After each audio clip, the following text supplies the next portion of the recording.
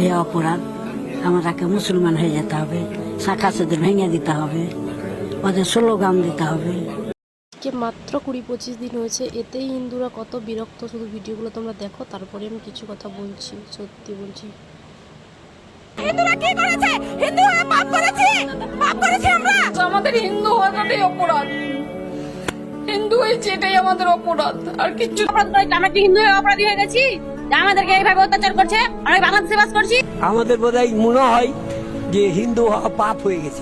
মানুষগুলোর মুখের দিকে তাকিয়ে না সত্যি প্রচুর কষ্ট হচ্ছে। কতটা কষ্ট পেলে মানুষ বলে যে মুসলিম ধর্ম গ্রহণ করব, শাখা চুন্দর ভেঙে ফেলবো, তাদের ধর্ম পালন করব, মুসলিমদের ধর্ম পালন করব। মানে কতটা শক্ট হয়েছে।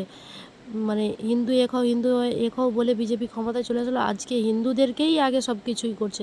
এতদিন বলছিল না হিন্দু খাতরা মে হ্যাঁ, সত্যি আজকে বুঝতে পারছি সত্যি হিন্দু খাতরা মে হ্যাঁ।